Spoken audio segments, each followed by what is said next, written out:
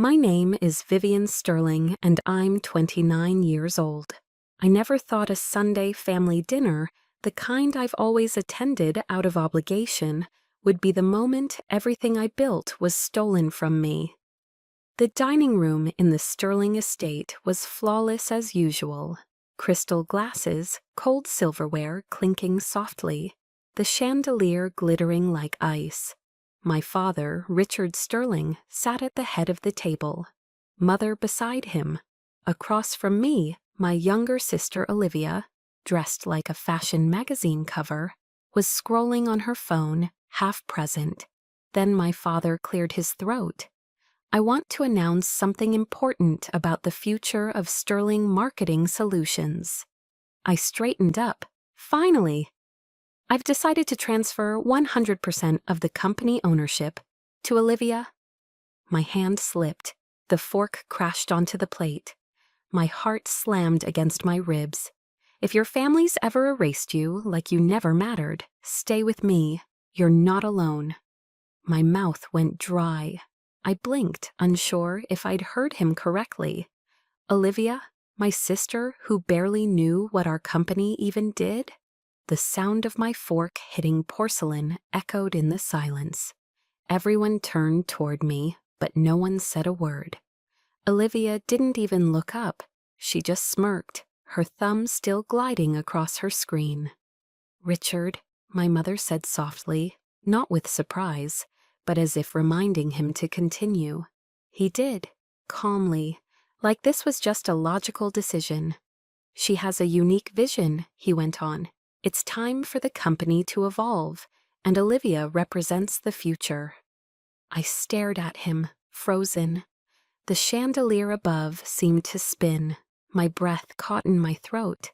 A decade of sacrifices, late nights, missed birthdays, burnout, winning over impossible clients, all vanished with one sentence. "She's never worked a day in that office," I finally said, barely above a whisper. He didn't respond. My mother adjusted her pearl necklace, avoiding eye contact. Olivia let out a quiet laugh. "Viv," she drawled, still scrolling. "Don't be so dramatic. You'll still, I don't know, manage something, if you want." Something inside me cracked. I stood up too quickly. My chair scraped the marble floor, sharp and jarring. "I'm not feeling well," I muttered, eyes burning. I didn't wait for permission. I walked, no, fled from the room, from that glittering mausoleum of lies. Outside, the air hit me like ice. I gasped, leaning on the stone railing of the veranda. The garden lights blurred in my vision. My heart pounded so loud I could hear nothing else. 10 years. I gave them everything. And in return, they handed it all to someone who never earned it, never wanted it. My mind raced. I saw the late-night meetings, the endless reports, the clients who only stayed because they trusted me. I saw my father nodding vaguely during presentations, my mother telling me to smile more, Olivia showing up late and calling our office boring. And yet, she gets it all. I wanted to scream, but instead, I stood there in silence, trembling. Then, something shifted. The ache in my chest hardened into steel. If this was what loyalty earned me, then I was done being loyal. I wiped my face with the back of my hand. The cold didn't feel so harsh anymore. That night, I submitted my resignation. No speeches, no explanations, just a quiet, final message.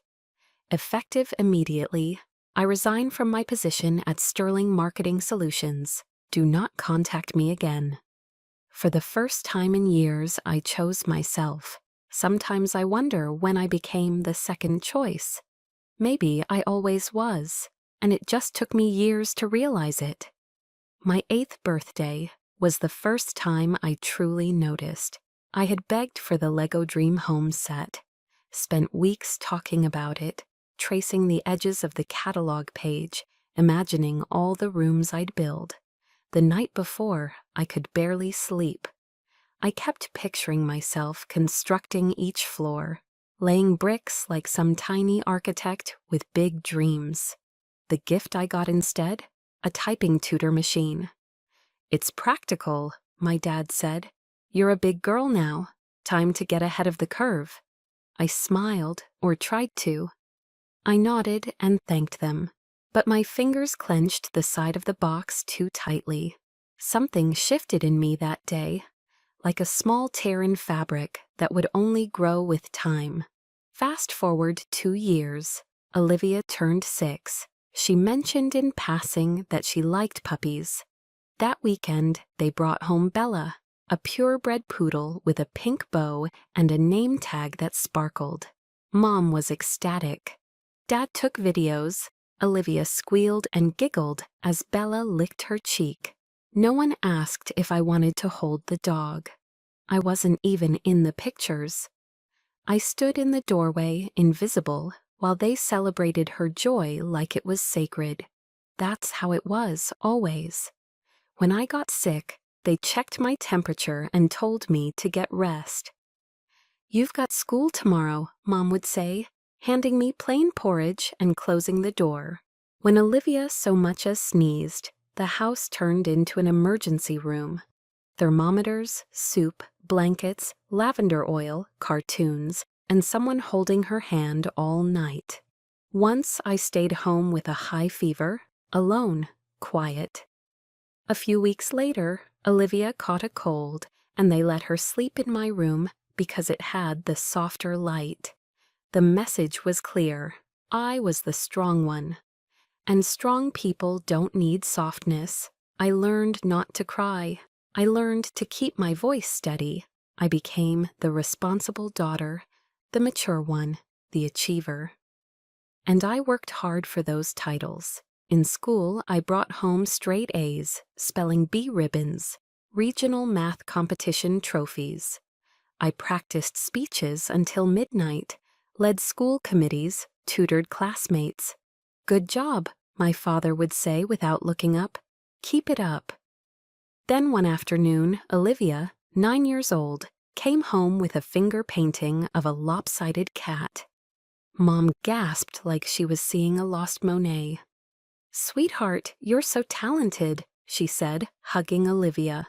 "This is going on the fridge." My science trophy had been taken down the day before to make room for a coupon magnet. I stopped hoping for applause after that. I aimed for silence. No response was better than being overlooked in favor of scribbles and cute comments. At family gatherings, I'd hear my parents talk about Olivia's spark, her natural charisma, her light. When people asked about me, the praise was functional. "Vivian, oh, she's focused. She's got her head on straight. She'll be useful in the company someday." Useful, not brilliant, not vibrant, just efficient. Like a printer. The older I got, the more obvious it became. At 13, I won the county-wide essay contest. My teacher called my writing beyond high school level. Mom skimmed the piece and said, "Make sure your handwriting is neater next time." But when Olivia got a participation ribbon for a dance recital she barely remembered the steps to, they threw a dinner party. "She's a natural performer," Dad beamed, "born to lead." I began to feel like a ghost with a resume. Someone they kept around because I made life easier, not because they loved who I was. At 15, I overheard Mom on the phone with Aunt Marianne. "Vivian? Oh, she's the responsible one. Always doing something useful. But Olivia, she just lights up a room, you know? People love her instantly." People loved Olivia because they were told to. I had to earn my keep, every single smile, every scrap of praise. I had to work for it like it was currency. And still, it was never enough. One afternoon, I walked into the living room to find my parents helping Olivia rehearse lines for a school play. She had a single line as tree number 3, and she couldn't stop giggling. "Don't worry," Mom said, gently brushing Olivia's hair. You're perfect just the way you are. Perfect just the way you are. I carried that sentence with me for years, not because it was beautiful, but because I'd never heard it directed at me. At 16, I landed an internship with a local business accelerator. I remember rushing home, full of adrenaline. They only picked 3 students from the whole city, I told Dad, and I was one of them. He looked up from his paper and said, "Make sure it doesn't interfere with your schoolwork." No pride, no hug, just a warning. Later that night, I heard Olivia laughing in the kitchen. She'd baked cookies from a box mix, burnt at the edges, undercooked in the middle. Mom gushed over her. "You're so talented, honey. Maybe you should be a chef." I sat on the stairs, holding my internship acceptance letter, and quietly folded it in half. If there's one thing I regret, it's not seeing the truth sooner. For 10 years, I gave everything to Sterling Marketing Solutions. I started fresh out of college, no gap year, no rest, just straight into the trenches. While Olivia flew to Bali to find herself, I was stuck in a gray office building at 7 a.m., organizing client folders and rewriting outdated pitch decks. I didn't mind, not at first. I told myself it was what real leaders did. That hard work would eventually speak louder than charm. And for a while, it almost felt like it did. I became the go-to person. When things broke, I fixed them. When clients panicked, I calmed them. When deadlines loomed, I delivered. My desk light was always the last one off in the building. I took pride in that. There was one night in particular. It was well past midnight. I hadn't eaten in hours, and my eyes burned from staring at spreadsheets. But I stayed to overhaul our onboarding process, because the old system was costing us leads. The next morning, I walked into my dad's office with the full plan printed, highlighted, and annotated.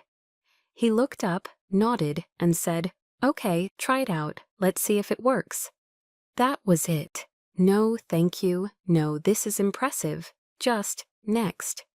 Another time, I landed Prescott Holdings. Jonathan Prescott was infamous for shredding junior executives in meetings. I had studied every angle, anticipated every question. He tested me hard, but I stood my ground. I earned his respect. By the end of that meeting, he shook my hand and said, "You know your stuff. I like that." He signed. I remember walking out of the building feeling 10 feet tall. I had just brought in the firm's largest account to date.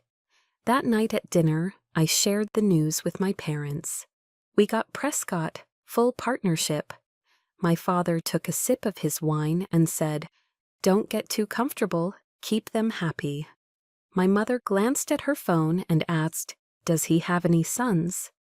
It was like trying to pour champagne into a cracked glass. No matter how much you give, it never fills. Meanwhile, Olivia floated in and out of the company like it was a hobby. She'd show up in oversized sunglasses, latte in hand, asking if we could rebrand using astrology aesthetics. She once called a quarterly report too wordy and suggested we make it more vibey. My father chuckled. She brings a fresh perspective. I spent nights perfecting KPIs and forecasting models. She suggested switching our font to something more playful. Guess which one got the applause? One afternoon, I overheard her saying to a junior employee, "I'm like kind of co-running things now." She laughed like it was a joke. Maybe it was, except it wasn't. Months passed. The company kept growing, but something inside me began to shrink.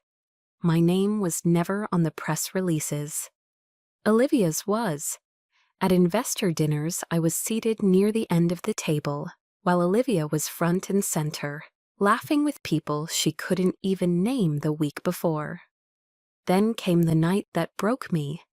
After a long day of meetings, I stopped by my father's office to drop off reports. His assistant wasn't there, and the door was open. Sitting on his desk was a folder, plain, thick, unsealed. I don't know why I opened it. Maybe I already knew. Maybe part of me was ready to shatter.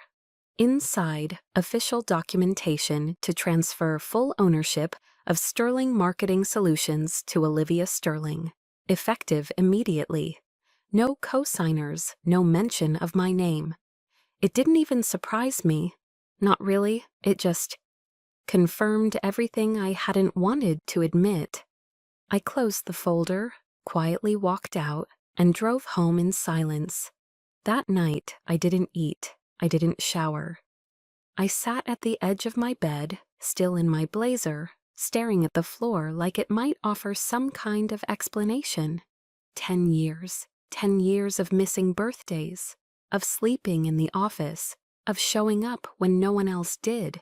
10 years of being the safe bet, the hard worker, the one who could be counted on but never celebrated. And now I wasn't even considered. I looked around my apartment, the one I barely decorated because I was always at work. There were no framed photos, no warmth, just folders, reports, and the scent of dry cleaning. I thought about all the times I let myself believe I was building something.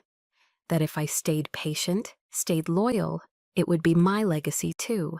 But it was never mine. Not really. The company, the family, the recognition, it had always been meant for her. I was just the scaffolding they used to hold it all up until she arrived. There was a moment, maybe 30 seconds, where I felt like I couldn't breathe. Not out of panic, but because the grief sat too heavy in my chest. The grief of being invisible. I walked to the bathroom, looked at myself in the mirror, and didn't recognize the woman staring back. She looked tired, like she hadn't been seen in a decade. And then, for the first time in years, I let myself whisper the truth out loud. They don't love you, they just use you.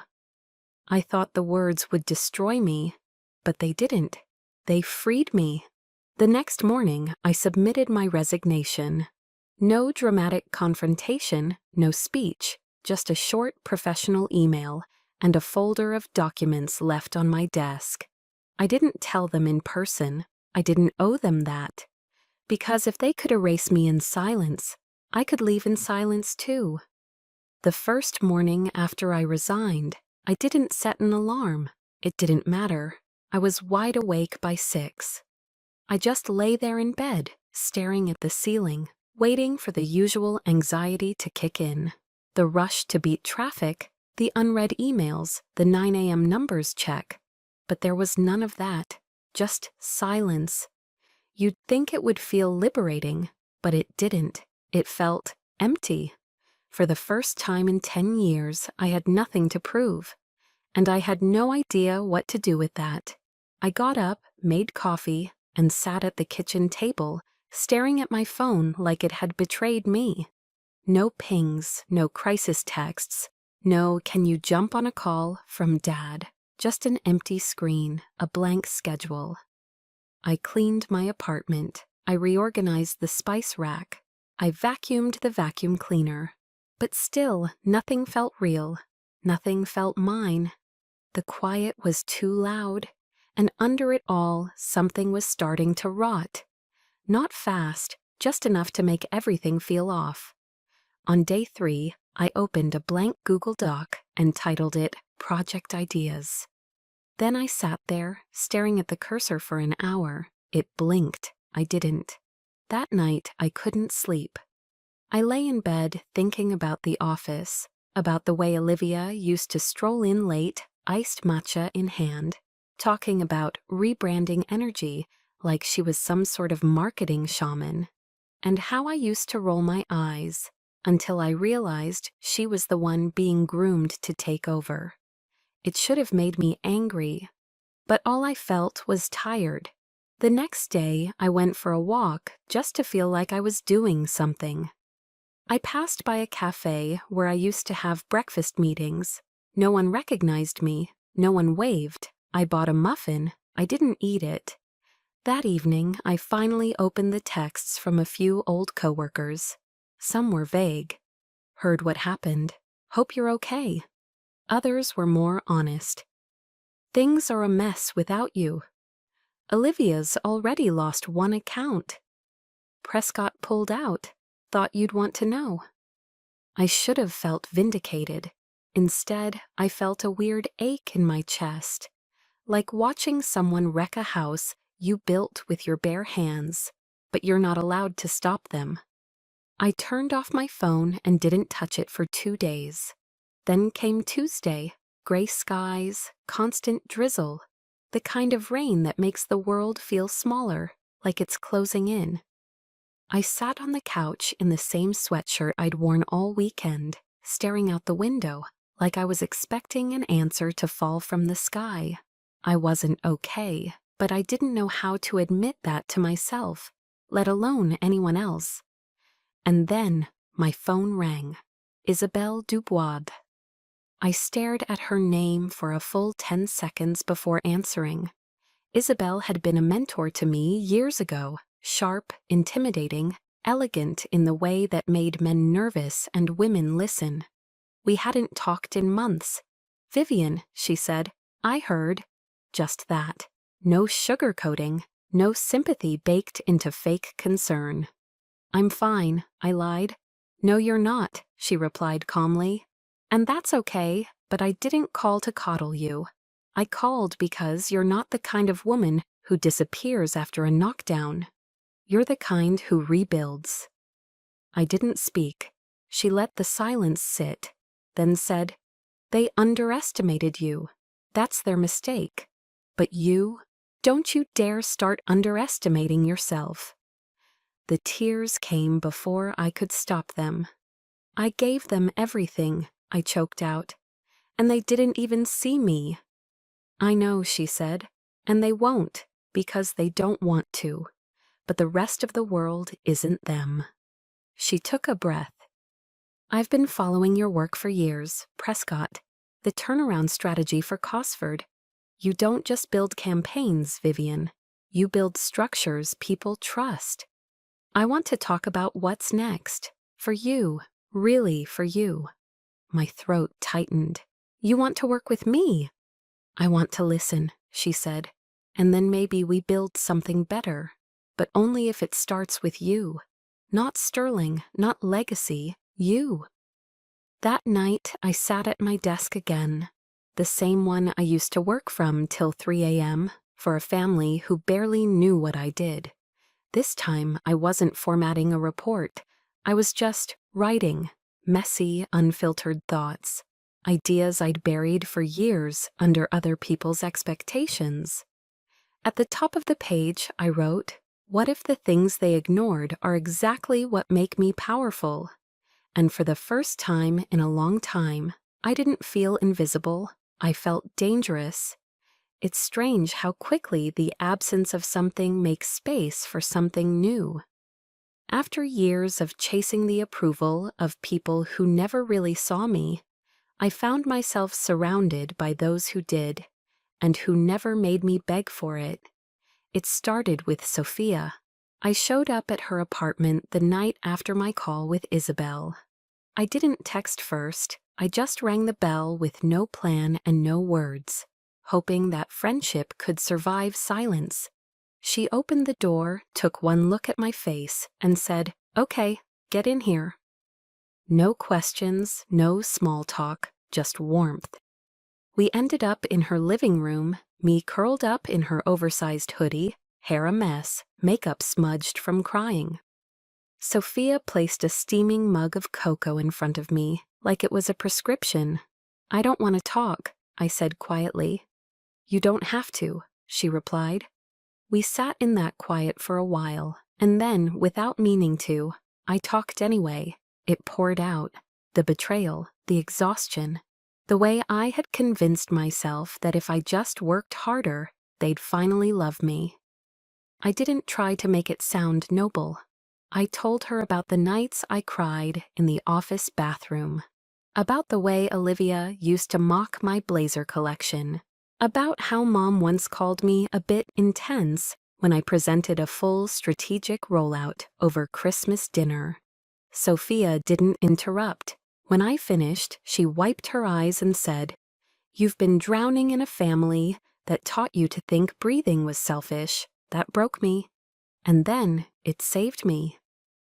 The next morning, we started building. At first, it was just brainstorming, sticky notes, mind maps, whiteboards, but it grew. And it felt different this time. Not like proving myself, more like becoming myself. Sophia saw possibilities I'd buried. "You know this industry better than anyone under 40, she said. "Actually, scratch that. You know it better than anyone, period." We laughed a lot during those days, not because everything was okay, but because it was the first time in years I felt like I had nothing to lose. Then Isabel stepped in like clockwork. She invited me to lunch at a quiet French bistro. No press, no performative praise, just her, a legal pad, and that razor-sharp stare of hers. "You're talented," she said, "but that's not why I'm here. I'm here because I see fire in you. And fire like that shouldn't be wasted on people who don't know how to hold it." She asked about my ideas. I gave her 5. She poked holes in 3, challenged 2, told me one was brilliant. We began meeting regularly. Isabel never sugarcoated things. She called out my blind spots, held me accountable. But more than that, she respected me. And that felt revolutionary. One night, after a strategy session, she looked at me and said, "You realize you're not broken, right? You were just in the wrong environment." That line hit harder than I expected. I wasn't broken. I wasn't too much. I wasn't a disappointment. I was simply in the wrong room. With Sophia and Isabel in my corner, I started sketching out the foundation of something new. A boutique consultancy, small, sharp, values-driven. A place where the work mattered and the people were seen. And then Jonathan Prescott reached out. The subject line of his email was one word: "Ready?" He didn't waste time. We jumped on a call and he got straight to it. "I've seen what's going on at SMS, he said. "It's a train wreck." I raised an eyebrow. "Subtle," he cracked a smile. "No point sugarcoating it. I gave that business to your family because of you, not because of your last name. Without you, their value dropped like a rock." I swallowed. So I want in," he said. "Wherever you're going, whatever you're building, Prescott Holdings will follow. Hell, we'll invest if you let us." My stomach dropped. "You'd really put money behind me?" Jonathan leaned back in his chair. "Vivian, I already did. You just didn't realize it because someone else cashed the check. This time I'm making it explicit." That moment did something to me. For so long I'd measured my worth by how useful I was to people who never truly valued me. Now here was a client, one of the toughest, most respected names in the field, telling me I was the reason the business ever mattered. I wasn't just enough. I was the reason. After the call, I sat in stunned silence for a few minutes. Then I pulled out my notebook and scribbled in all caps, "If they couldn't see me, it's because they refused to look." I met Sophia at our usual cafe that night. I told her everything. She didn't look surprised. "You were never just a piece in their puzzle," she said. "You were the whole damn picture." We clinked our mugs together like it was champagne. We talked about company names, logos, mission statements. But beneath all the strategy, I could feel something more powerful forming. A version of me that wasn't surviving. One that was building. By the end of the week, I had a name, a plan, and, most shockingly, peace. Not the fake kind that comes from suppressing chaos. The real kind. The kind that comes from being seen. It started with rumors, a few texts from old coworkers, A LinkedIn post about a client account quietly ending. A whispered comment in a group chat I forgot I was still in. Then came the flood. Olivia missed 3 meetings in 1 week. Client renewal rates are tanking. Prescott Holdings is gone, and now Cosford might follow. The board's panicking. Have you heard from them? I hadn't, not yet, but I knew it was coming. Sure enough, 2 days later, my phone rang. The screen lit up with a name I hadn't seen since the night he gave my company to someone else, Richard Sterling. I let it ring once, twice. Then I picked up, Vivian. His voice was tight, overly formal. I could tell he was trying not to sound desperate. That made it worse. There's been some instability at the firm, he said, like he was reading from a press release. Temporary, of course, but we, your mother and I, believe that your experience could be valuable in helping us weather the current situation. I didn't speak, just let him squirm. He continued, We'd like to invite you back in an interim capacity, just until things stabilize.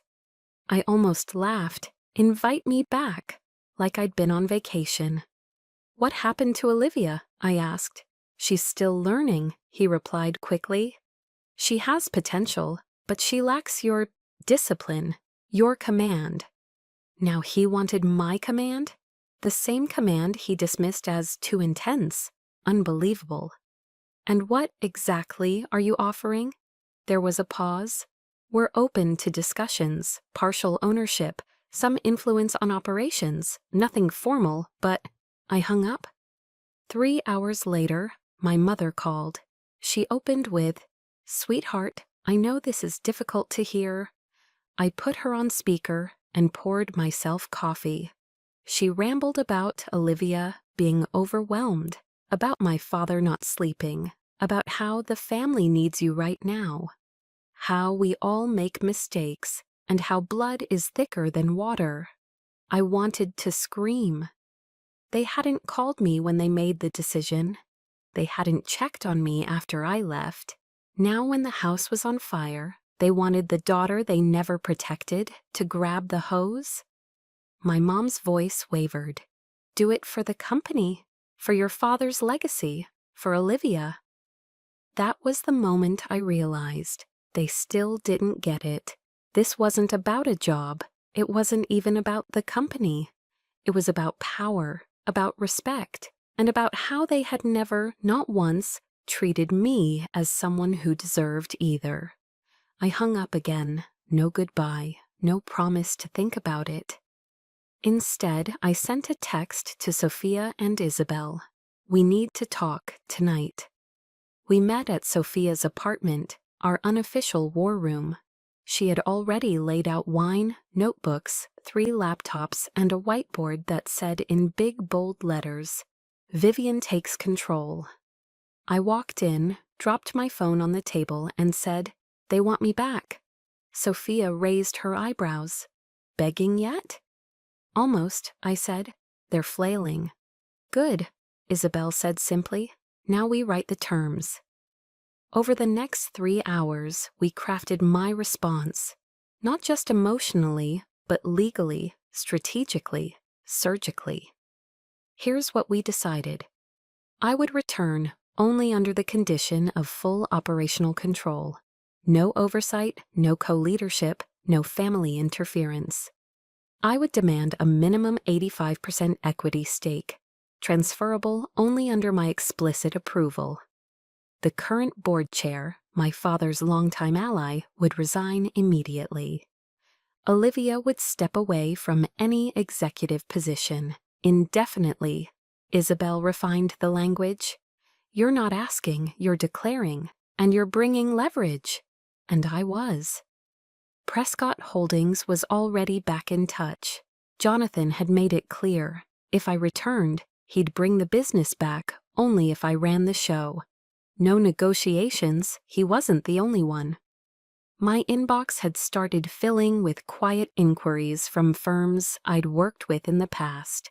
Clients weren't loyal to the name Sterling. They were loyal to me. I held the leverage. For the first time, they needed me more than I ever needed them. We also planned the setting. No home turf, I said. Not their office, not mine, neutral ground, clean lines. We booked a private executive boardroom at a firm in Midtown. Glass walls, silent HVAC, floor-to-ceiling views. A place that didn't smell like history, just business. I spent the day before the meeting rehearsing, not what I'd say, but what I wouldn't. I wouldn't apologize. I wouldn't entertain guilt. I wouldn't let them twist this into a favor. The morning of, I wore a navy suit so sharp it could cut stone. My hair pulled back, makeup clean, no jewelry except a thin silver chain that once belonged to my grandmother, one of the few women in the family who ever told me I was enough. Sophia walked with me to the lobby. "You nervous?" she asked. "No," I said, and I wasn't. I was ready. The elevator doors opened with a soft chime, and I stepped into the lobby of the law firm where I'd chosen to hold the meeting. Neutral ground, no home field advantage, just sterile glass, marble floors, and silence. The assistant led me to the boardroom, top floor, private, skyline view. I arrived 10 minutes early. Always early, old habits, I guess. The room was pristine. Long table, polished wood, leather chairs, bottled water lined up like soldiers. A white orchid in the corner, the only soft thing in sight. I stood at the head of the table, not seated, not waiting, standing, grounded, ready. One by one they entered. My father came first, gray suit, forced calm, the same cologne I'd always hated. He didn't make eye contact. Then my mother, elegant but visibly tense. She smiled like she was hoping this would turn into a family dinner. And last, Olivia. She wore red, power move, but it didn't fit her. It clashed with the fear in her eyes she was trying so hard to hide. We didn't exchange greetings, just silence as they took their seats. I remained standing. "Thank you for coming," I said, voice steady. "Let's begin." My father cleared his throat. "Vivian, before we dive into proposals, we want to acknowledge that things at Sterling haven't gone as planned." Understatement of the year. "We believe," he continued, "that with your help, the company can recover. There's still room for reconciliation, for rebuilding, as a family." I tilted my head. Interesting word, rebuilding. Considering you already burned down the original structure. My mother jumped in, smiling too widely. "Sweetheart, we know emotions ran high before, but we're here now and we're open to solutions. That's what matters." Olivia scoffed. "She acts like we owe her something. She left. No one forced her." I looked directly at her. "No one needed to. You were handed everything I worked for. I just moved out of the way." "You're not the only one who sacrificed," she snapped. "You're right," I said, "but I am the only one who earned anything." I opened the folder in front of me and pulled out the proposal. Slid 3 copies across the table. My father picked his up and scanned the first page. His eyebrows rose. "Full executive control? Majority ownership?" "Yes," I replied. 85%, immediate effect.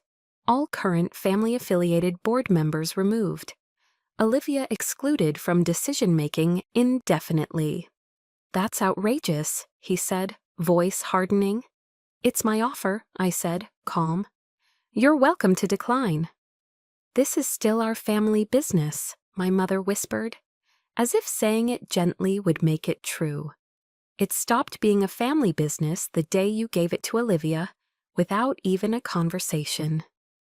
Olivia leaned forward, her voice rising. "Why are you doing this? You're just mad you weren't the favorite. Newsflash, you're still not." I smiled slightly. "That's okay. I'm not here for favoritism. I'm here for control." She opened her mouth to speak, but I beat her to it. Jonathan Prescott has already signed a letter of intent. Prescott Holdings will return only if I take the CEO role, alone. No shared power, no strings. I slid the second document across the table. The weight of it was immediate. My father froze. My mother's lips parted in shock. "You went behind our backs," my father said, stunned. "No," I replied. "I moved forward when you stopped looking." They said nothing. I stood straighter. I rebuilt the relationships you neglected. Clients trust me, not the name. Vendors return my calls, not Olivia's. You don't have a company without me. You have a brand in free fall. "You're trying to destroy us," my mother said softly. "No," I said, eyes meeting hers.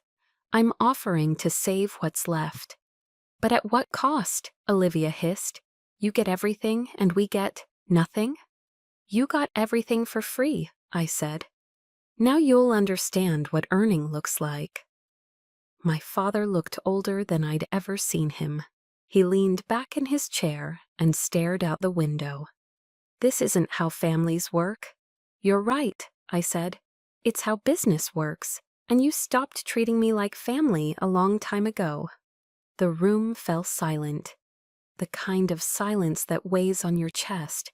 "I'll give you until end of week to decide," I added. "After that, I move forward without you." I gathered my folder, took one last look around the table, the same table where I'd once begged for scraps of recognition, and turned to leave. "Vivian," my father called after me. I stopped, hand on the door. "Why now?" he asked. "You could have moved on. Why come back at all?" I paused, then turned halfway, not to face him fully, just enough. "Because this time I'm not asking to be let in," I said. "I'm taking what I built, and I'm doing it without needing you to see me." And then I walked out. They didn't go quiet. I had hoped, naively, that after walking out of that boardroom with my spine straight and my dignity intact, they would let it go. That they would lick their wounds in silence, regroup, maybe even reflect. But no, the very same people who had once looked through me were now clawing for my attention. Dad's message came first. "Vivian, you've made your point. We all have. Now let's talk like adults." Talk like adults? He hadn't wanted to talk when he signed the company over to Olivia. He hadn't even looked up. Then Mom. "Sweetheart, I know things got tense. Your father is under pressure. You're both so strong-willed. I'm sure we can find middle ground." Middle ground. What an elegant way of asking me to give up everything I just reclaimed. I left her message unread. A little red dot next to her name, that's all. Olivia's text followed a few hours later. "You're disgusting. You smile in our faces and then go behind our backs like a snake." I almost laughed. No, actually, I did laugh. It came out sharp and unexpected. The same Olivia who smirked across the dinner table when my life was dismantled, now calling me disloyal? Poetic. Then came the second wave, longer, more emotional. A voicemail from Mom, crying this time. "Vivian, what are you doing? We're family. You're letting one disagreement ruin everything we built together." I paused the message halfway, not out of anger, just exhaustion. There was nothing left to ruin. It had already been ruined. And not by me. Thursday afternoon, Aunt Helen called. I hadn't spoken to her in months. She was Dad's sister, the family peacemaker. Her voice was syrupy sweet. "Vivi, honey, you know I love you, right?" I said nothing. "This is hard on everyone. I'm sure your parents didn't mean to hurt you. Olivia's young. She'll grow into the role." I stared out the window. "You're always the smart one, the one who sees the bigger picture. Maybe it's time to rise above." There it was, the guilt grenade wrapped in flattery. I waited, then answered simply, No, I'm done rising above people who enjoy stepping on me. Click. I made tea after that, cleaned the apartment, sat down to write, something I hadn't done in months. No emails, no strategy decks, just a journal. I wrote about the night I stayed at the office till 3 a.m. to save a client no one remembered. I wrote about Olivia making fun of my blazer in front of the team, and how Mom later said, "Don't be so sensitive." I wrote about how I'd spent years chasing crumbs of praise like they were currency, like they meant I was real. At the bottom of the page, I wrote, "Their silence was painful, their attention is worse." That evening, Isabel called. Her tone was clipped but calm. "They'll try again," she said. "Last shot before they fold." She was right. Friday morning, 9:07 a.m., an email arrived from my father. Subject, revised proposal. He offered 40% equity, dual leadership, a compromise on the board makeup, all with one condition: Olivia stayed. I didn't respond. At 10:02 a.m., a second email came. "At least meet us halfway." At 11:45, my mother texted, "Vivian, please, don't destroy this family. We're begging you." Destroy? I hadn't destroyed anything. I had finally stopped enabling the collapse. At 12:15 p.m., I opened my laptop and typed a single reply to both parents. The deadline remains 5:00 p.m. today. If my terms are not signed in full by then, the offer is void. There will be no further negotiation. Please direct all future communication through counsel. No signature, no warmth, just the truth. I closed my laptop, turned off my phone, and went for a walk. The city was humming, kids screaming in the park, a saxophone player on a corner I'd never noticed before, a couple arguing quietly in front of a flower shop. Everything felt ordinary, which somehow made the weight inside me settle. When I returned home, I made lunch, ate slowly, like I wasn't in a rush to prove anything. 4:56 p.m., Isabel texted me. Signed, all of it, no fanfare, no victory dance. I exhaled, not out of excitement, but relief. It was done. The next morning, I woke up to a gray sky and the smell of rain through my window. I didn't check my phone. I didn't reach for my laptop. I sat at the edge of my bed and let the silence in. It didn't scare me. It didn't feel like punishment. It felt like clarity. Later that afternoon, I met Sophia at the new office space. It was still bare walls and echoing floors, but it was ours. She brought coffee and a ridiculous potted plant. "This is for the conference room," she said, grinning. "The one we're naming the Fortress?" I teased. "Obviously, because this time no one gets to knock it down from the inside." We laughed, but behind the laugh was something else, something we didn't need to name. I looked around and saw a future built from something stronger than forgiveness. I saw boundaries, respected, held, and never again negotiated. When the ink dried on the ownership papers, I didn't celebrate. There was no party, no champagne cork popping, no dramatic Instagram post captioned, "She did it." I just sat at my desk, my real desk, in the real office that now carried my name, and stared at the soft glow of the afternoon sun hitting the windows. It felt quiet, not the silence of isolation, the silence of clarity. I didn't feel powerful. I felt grounded. That was new. The first few weeks were a whirlwind. Clients returning, teams being restructured, the board shifting under my control. I hired back people who had resigned under Olivia's rule. I met with every department, not to lecture, but to listen. Not out of obligation, but because I wanted to understand how to rebuild this company into something that didn't just survive, but felt human. Prescott Holdings rejoined immediately. Their confidence in me was public and unapologetic. The ripple effect was massive. Within days, former partners called. By week 3, we had doubled our active portfolio. But more than the numbers, what I cared about was the tone. There were no more whispered meetings, no more fake praise, no more leaders hoarding power to cover their insecurities. I set the tone from the top. No fear, no pretending, no family branding if the inside didn't match. We held space for honest conversations. We built flex schedules. We added mental health coverage and wellness hours. People laughed in the halls again, not the nervous laughter of employees trying to survive, but real full-bellied joy. Once, I passed 2 junior analysts in the elevator, cracking up over a presentation blooper reel they had made. They looked startled when they saw me. One of them started to stammer an apology. I smiled and said, "Send it to me. I could use a laugh." That moment stuck with me, because once upon a time, I would have been the one apologizing. But now I didn't lead from fear. I led from something quieter, conviction, not performance. Still, after the office closed and the meetings stopped, the real work began.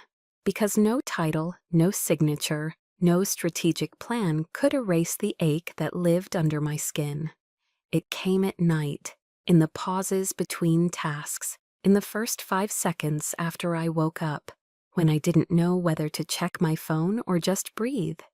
So I started walking, slowly, with no podcast in my ears, no destination, just me and the sidewalk. At first it felt awkward. My mind kept trying to multitask, but over time I stopped reaching for noise. I let the quiet speak. Some nights I walked past familiar houses, parks, intersections. Others I let myself get lost in new blocks. There was something powerful about not needing to know exactly where I was going. Back home, I opened a blank notebook. No prompts, no goals, just pages. I started journaling again, not like I did in school, where I tried to sound wise.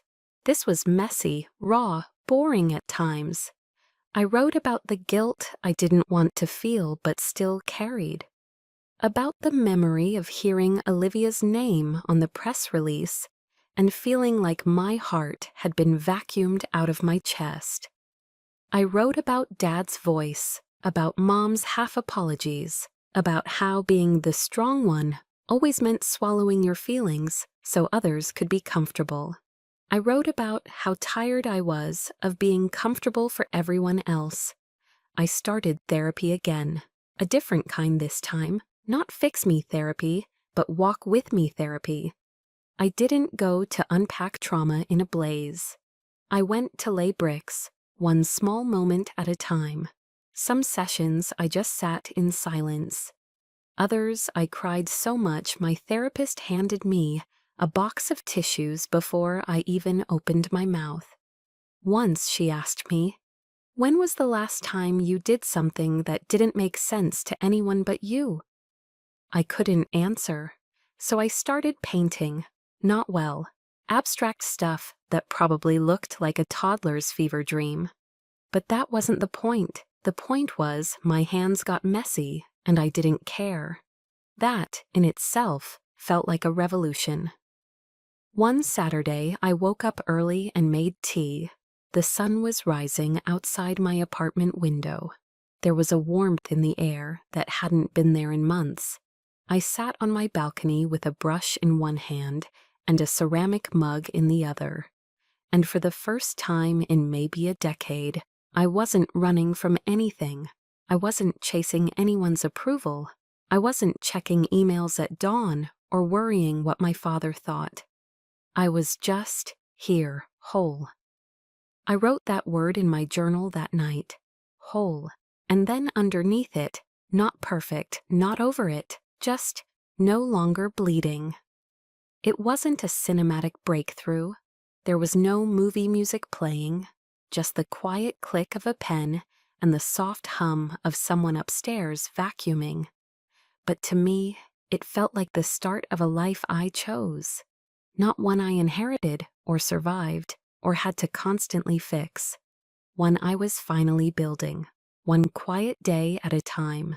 It wasn't a grand moment. There was no spotlight, no slow-motion epiphany. It was just an ordinary night.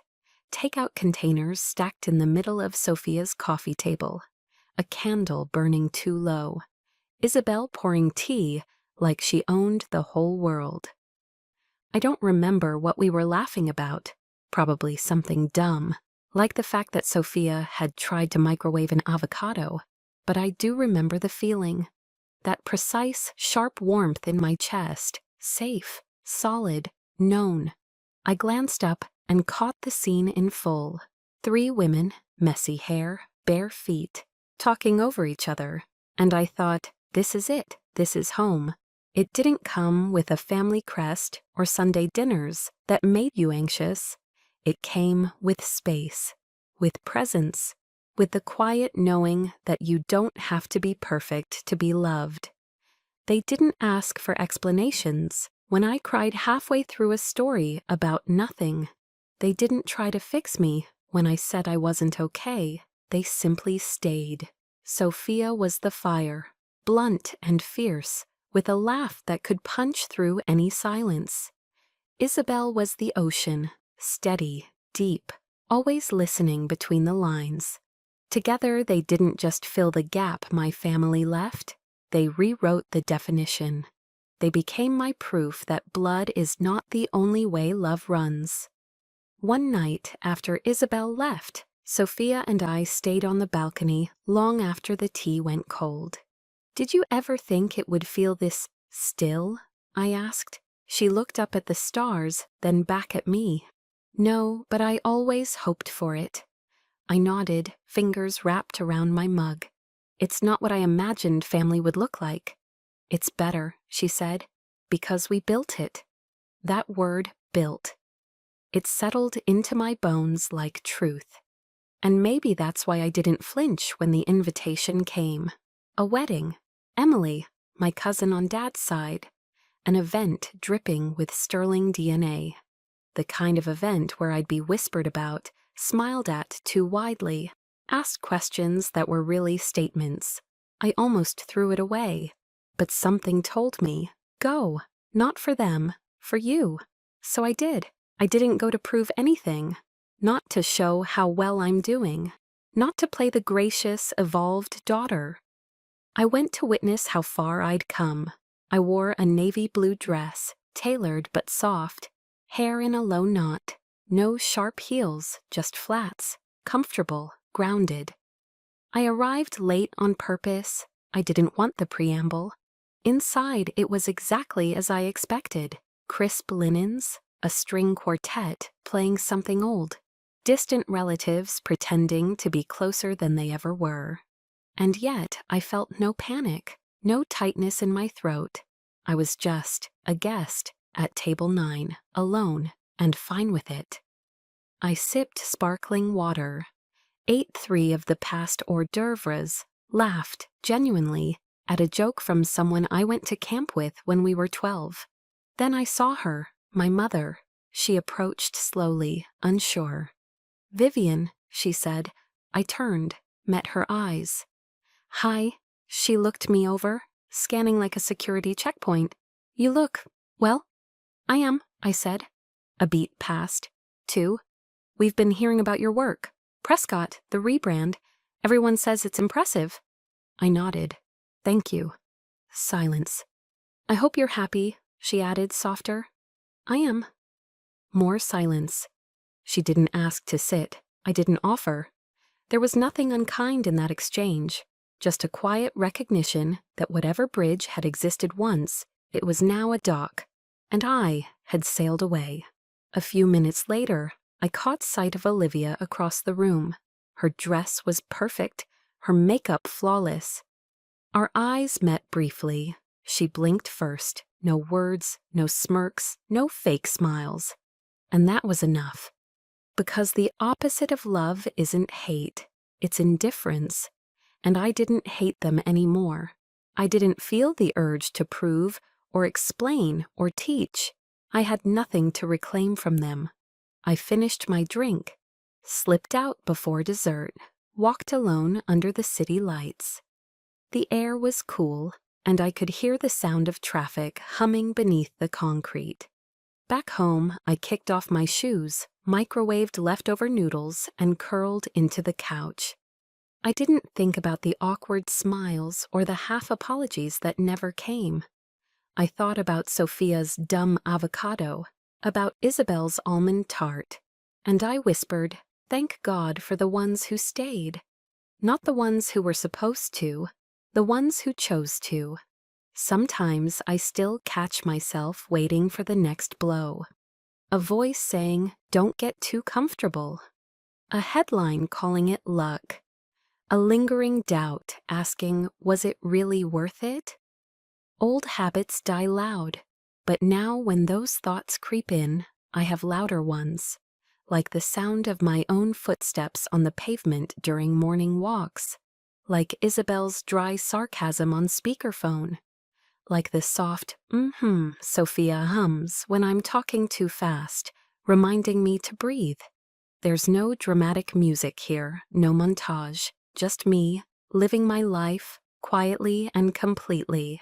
I used to think closure would come wrapped in some big apology, a tearful reunion, a family dinner where everyone finally saw me. But closure, I've learned, isn't always loud. Sometimes it looks like not replying to a message. Sometimes it looks like choosing silence when you know your truth doesn't need a spotlight. Closure isn't their sorry. It's your decision to stop bleeding where you were never bandaged. These days, I still work hard, but not to prove anything. I speak on panels now, not just about marketing, but about boundaries, about burnout, about being the daughter who didn't stay small just to keep the peace. And I tell the truth, not the pretty one, the real one. The truth that sometimes healing means letting people misunderstand you forever. The truth that forgiveness isn't always reconciliation. The truth that strength isn't silence. It's choosing to speak and walk away. On weekends, I teach a mentorship circle for young women in business. We meet in a small co-working space with uneven chairs and too much light. They bring coffee and anxiety. I bring the reminder that they don't have to earn their humanity through performance. One of them asked me once, "How do you stay so sure of yourself?" I laughed because I don't. But I told her this. I stopped looking for peace in places that only gave me pain. And that made room for everything else. Now peace looks like Sophia dancing barefoot in my kitchen. It looks like the email from Prescott's CEO that ends with "Thank you for making us better." It looks like my reflection in the mirror, not flawless but steady. And it feels like this. No tightness in my chest, no weight on my shoulders, just me, enough without asking. Some nights I think about my younger self, the one who kept it together too well, the one who wrote speeches in her head she never gave, the one who looked around the dinner table and felt invisible. She deserved more. She deserved softness. She deserved space to mess up and still be loved. She didn't get that, so I gave it to the woman she became. I stopped asking for rooms to accept me. I built new ones with walls of clarity, windows of grace, doors that close without slamming. People ask me what success looks like now. It's not the office, not the deals, not the headlines. It's this, walking into my home alone and not feeling lonely. Saying no and not needing to explain. Spending a Sunday doing absolutely nothing and knowing that doesn't make me lazy, just whole. It's knowing that I have nothing to prove to people who only ever saw what they wanted. And it's knowing that love isn't earned by bending. It's found in standing still and being chosen anyway. So here's what I'll leave you with. If your family never saw you, build a life that makes you visible to yourself. If your voice was silenced, sing loudly to an audience of one, you. If you've spent years shrinking to be digestible, know this: you were never too much. You were never too complicated. You were simply around people who preferred quiet over truth. You don't need permission to exist fully. You don't need anyone's approval to rest. And you sure as hell don't need to stay small to be safe. Close the door on what broke you, and open the windows to what heals you. Let the light in. If this story reminded you of something you've lived through, a moment you felt invisible, overlooked, or underestimated by your own family, I want to hear from you. Drop a comment below. You don't need to explain everything. Just say, I've been there. Because sometimes healing starts when someone else says, me too. And if you found strength in this story, subscribe. Share it with someone who needs to remember they're not alone.